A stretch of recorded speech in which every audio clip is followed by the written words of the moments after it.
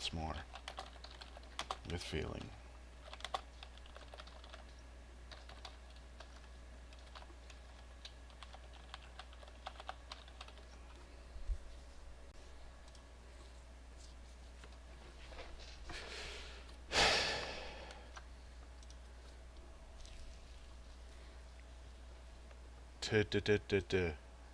Okay, I've got sound this time. Good. Okay. Sorry about that, folks. I apparently was talking for 17 minutes straight, and my microphone wasn't even plugged in previously. So, that's a kick in the junk, but what are you going to do? Anyway, I can't make this a huge, big, long discussion tonight. I kind of want to be able to go eat dinner and everything, but I did want to get some stuff out there I've been thinking about, and I promised I would talk about these things when it comes to CatGhost. So let's go over a few things that we can look at here. So before we get into this, though, I did want to point out that this whole thing that I'm presenting here, this whole thing, all these things I'm talking about, this is me just putting pieces together and making a theory out of what's been going on, what's been happening. Recently, of course, Banana came out. We started playing that, and a number of people have stepped up and said, "Oh, great! It's more cryptic shit, and it's more shit for us to dig through, and we have no idea what we're doing." True, it's a lot of cryptic stuff, and there's a lot of information that actually came out in this game, but it does put a few of the pieces together, which is kind of nice, and we can work with this. So, we're going to start at the beginning here, and we will move forward as we need to. We'll try to make this kind of quick. So, to begin with, the CatGhost series that we're watching on YouTube takes place in modern day. And we know this because the first episode where Elon, Nara, and Gideon end up going to the arcade at the end to play Happy Birthday, to play the birthday game. I shouldn't have to tell you that, of course, arcade machines didn't exist back in the 17th century, so that leads us to believe that it happened now. However, if you look at the screen that I have here, all the characters, according to the series, according to the jars, died in between 1950 and 1972, depending on who they are. So it raises the question, how did they die then and yet exist now? And that brings us to the game Banana. I didn't realize that the game Banana was going to be so important, but it seems to be. The jars in the attic, I don't believe are just jars. I believe they are phylacteries, which, from a magical standpoint, is a jar or container which a witch, wizard, warlock, what have you, is able to remove their own physical soul, or not their own physical soul, their own soul, essentially, and place it inside of this jar for safekeeping. They then can take the jar and hide it somewhere, whether it be the bottom of the ocean, an attic, wherever, to protect their soul. As long as that jar remains in undamaged, undestroyed, and the soul remains within it, essentially the caster is able to live forever. If you need a more modern explanation for how this sort of thing works, think of the Horcruxes from Harry Potter, of course. Voldemort broke pieces of his soul off and stuck them inside of objects. This is the same sort of thing, just with jars. This would explain why Elon is so possessive of these jars upstairs while you're playing the game, while you're being stalked by her. And it would also explain a number of other things that we can touch on here. So, looking at this, if this is true and these are phylacteries, it means these characters are dead yet alive at the same time. If you've ever played a D&D game or Warcraft or any sort of read fantasy stories, this isn't an uncommon thing. Even if you've watched Adventure Time, what happens is a person is able to remove their soul, place it inside one of these jars, and they become what's known as a lich. These things are able to live forever. They're essentially a zombified spellcaster who, as long as the jar stays in 100% or in good condition with their soul inside, they can continue living it. However, the phylactery does not protect the physical body of the caster. That is to say, if someone created one of these and then someone else came along and physically destroyed their body, their mind would essentially exit, the soul would remain inside the phylactery, but the body would be destroyed. My theory behind this is that we have three characters that we're following here in the series. It's Elon, Nara, and Gideon, of course. Uh, Gideon is known as the judge. No, hang on, sorry, let me go back. Yeah, Gideon is known as the judge. And it's my belief that he judged Elon and Nara and essentially sentenced them to death. We've seen the burning stake. We've seen the chair, the drowning situation. Essentially, their physical bodies were completely destroyed, but the phylacteries still remain, meaning that really they were dead, but they're not. Their mind was able to escape. The phylactery kept them alive, and they were able to attach themselves to something else. In Elon's case, it seems to have attached to a cat. In Nara's case, she seems to just still be floating around. I can't fully explain that. This is all, again, just a theory I'm just trying to go over. So, if that explains that, it raises the question, though, what's the deal with Gideon? Why is he around? Why does he exist like this? Well, if you read the credits of every episode, the show credits Gideon played by clone number whatever.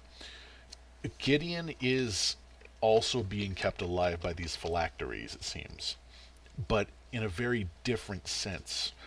My theory behind this is that Gideon is the judge, yes, that I've gone over here, that sentenced Elon and Nara to death. They were burned at the stake and drowned. Their bodies were destroyed. They escaped. They came back. They found Gideon, and of course, they'd want revenge. So what do? Well, what would be the best revenge for someone who absolutely... Who for someone who is essentially in a place of authority, sentenced you to death. For someone who was in a place of authority and sentenced you to death, it would be to essentially destroy this person, but to keep them alive and essentially torment them forever. I believe that Elon and Nara are working to keep Gideon alive and to keep him as essentially a fool in the series. It would explain why they're so mean to him. It would explain also why he is he shows no sense of what's it called? What's the word? He's different between various episodes played by different clones, as if different personalities are being pulled out and put inside of a different body. And it would be the ultimate humiliation to take someone who was essentially the judge and to make him into a fool character who gets the shit kicked out of him, or trapped inside of a game, or whatever. Also, it would explain why Gideon doesn't seem to realize he's a hedgehog up until the most recent 5th episode that came out. He didn't know because he thought it was human as well. So, there's that.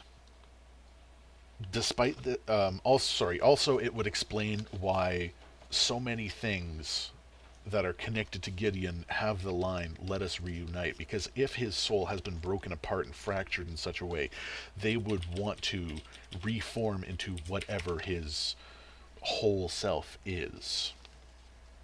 So there's that. Yeah. Moving along in this, let me just find what I got next here. Yeah. What the ultimate goal of Elon and Nara is, I don't know. I don't want to assume that they are 100% completely evil. No one goes out into the world with the goal of just being evil. There's got to be something else behind this. They've got to have a purpose for what they do. And even witches back in, the era of the Salem witch trials weren't witches just because they're evil and they want to eat children. No one is like that. No matter how big a monster they may seem to be. Even if they're doing the wrong thing, they may believe that they're doing something that's right. So I can't and I won't completely condemn them, even if they are essentially keeping Gideon around as a tortured soul. So, one other thing I wanted to touch on here real quick was color theory. And this has come up a couple of times now, where text of different colors represents different characters. We've seen it before, and we're seeing it again here. Blue appears to be Nara. White appears to be Gideon. Green appears to be the grandma character. What's her name again? I can't even remember. God damn it. I have it on the tip of my tongue. Damn it. Ugh. If anyone can remember, please write that in the comments, because I honestly have forgotten her name right now. Bethany. Bethany! There we go. Thank you, brain, for having a brain fart on me right there right now. Anyway, green seems to be Bethany, from what we can gather. And we have a combination of red, purple, and almost like a magenta. I believe the three of them together represent Elon, but not Elon. There seem to be different facets of Elon. Elon seems to have made some sort of deal with something else known as the Temptress, which allows her to transform, which gives her power, which allows her to have magic abilities. It would explain also the red text for Happy Birthday and the purple text for the jar game. Reason being, if you look at a color wheel, red and purple are right next to each other because it's essentially where the spectrum of color resets.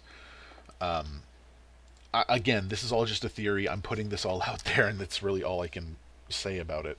But it's my belief that those 2 to 3 colors seem to represent her. She's kind of an odd character, so it's really the best explanation I have for that right now in this theory. There's also the yellow jars, and I don't know who the yellow jars 100% are. We do have a few characters here, and we can strike a few out. It's not Gideon, because Gideon would be white.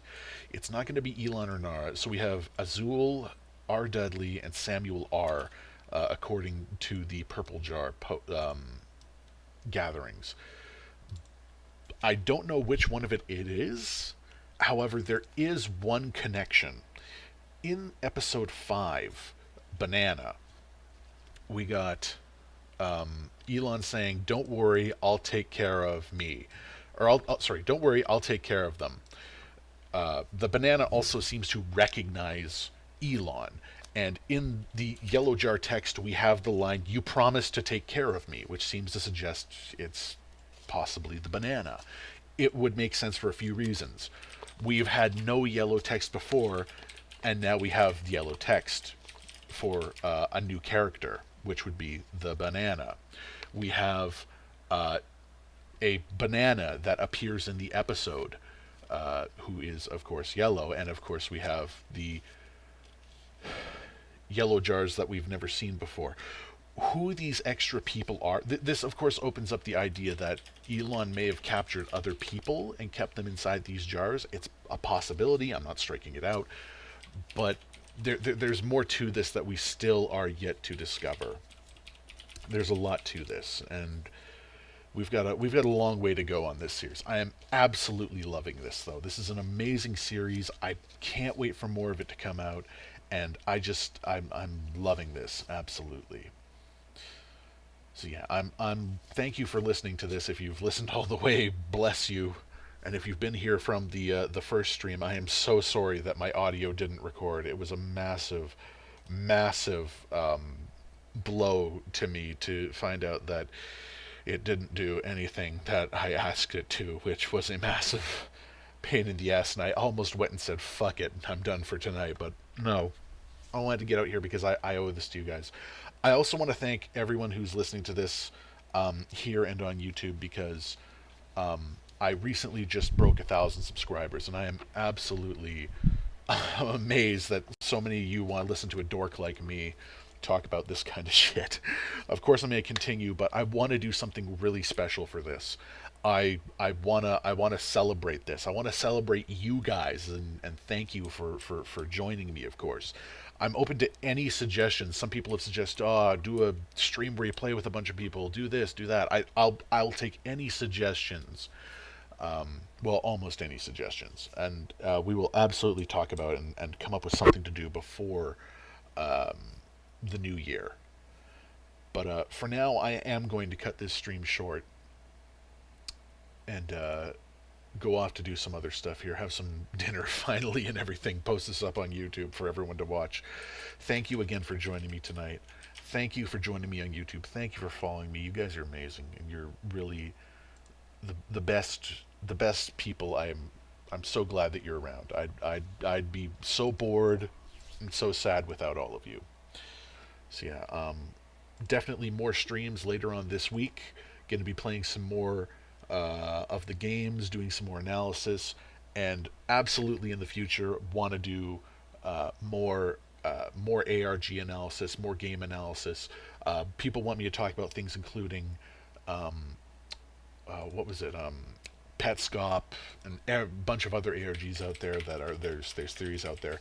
I can try to do more live things like this and post them out whenever I can. I absolutely will. When more information comes along and there's a theory out there, I just kind of want to put out there.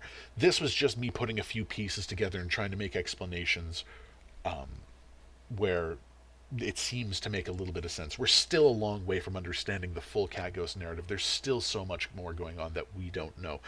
But until we get more pieces, this is going to be me calling the stream for the night. So thank you for joining us, folks. Thank you for joining me again. You guys are amazing. And just never forget, of course, Goonies never say die. Take care.